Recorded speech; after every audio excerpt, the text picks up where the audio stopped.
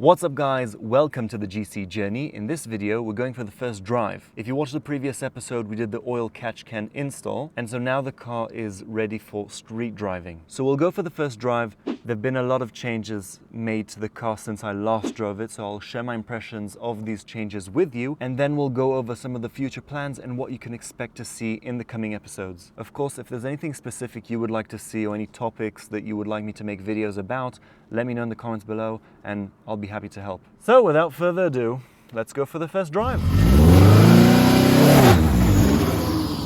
Okay, first drive. I hope you are excited as I am. So, first thing I'm gonna say is that the steering wheel isn't straight. Don't know if you can't see it in the video, but the steering wheel isn't straight, so I need to sort that out. That's the first thing. I accidentally damaged the clock spring on the steering wheel, and so clock spring is gone. It's damaged. I tore it. Second thing I'm gonna say is this twin plate clutch is a bit too aggressive for street driving. Doesn't want to let you slip, doesn't want to let you engage the gears smoothly, just wants to bite. This is of course the Clutch Masters FX850R, I believe. So might have been a mistake, might need to go for a different clutch, but I'll have to live with my decisions for now. One of my favorite new features, I want you to hear this. I don't know actually if the microphone's gonna pick it up, but listen.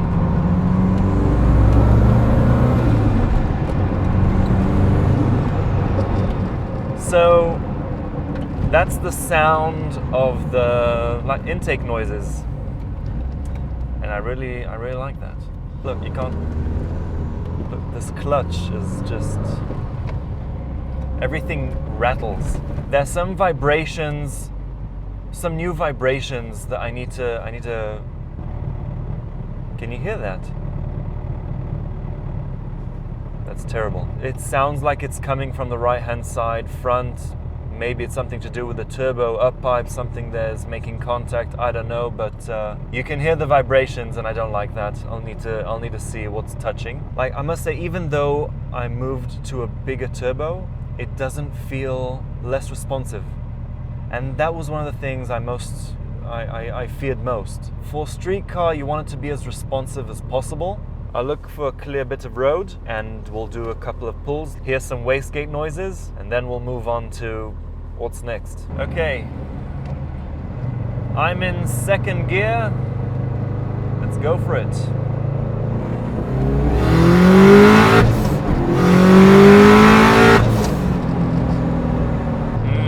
Wastegate noises. Car feels kind of like it did when it was when it's 270 at the wheels, maybe slightly more powerful. Let's try that again.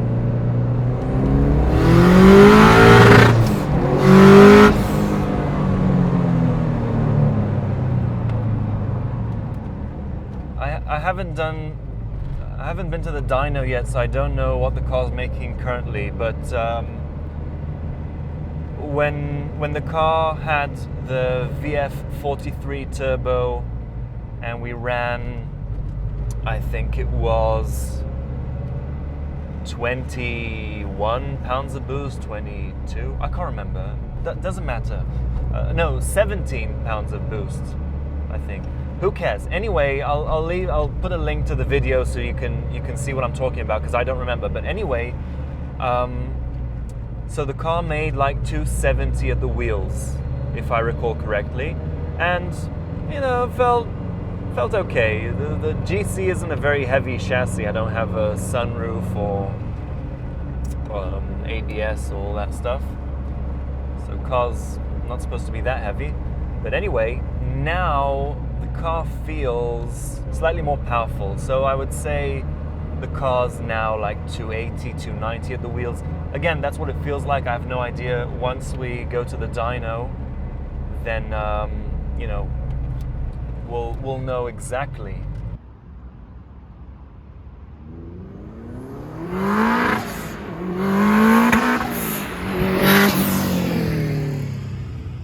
Okay, Okay, so to conclude the first drive, 3 things I'm happy about, 3 things I'm not so happy about. First thing I'm happy about are the turbo noises. I really like that.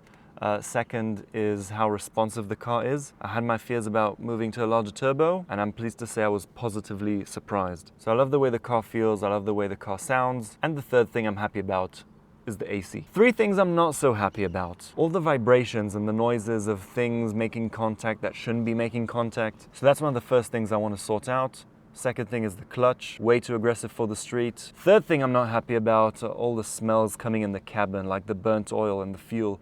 Like, I had this issue before, but it wasn't as noticeable. Like now there's a really strong smell of burnt oil entering the cabin, and I put the dual oil catch can setup, so I thought that would prevent these smells coming in the car, but obviously it didn't, so I'll need to find a solution for that as well. I also had my doubts about the electronic throttle body.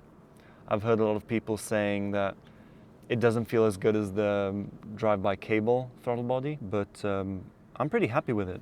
I don't know what, you know, everyone has their own preferences, but I'm happy with the throttle body. Throttle body. Learn some freaking diction, mate. So what's next?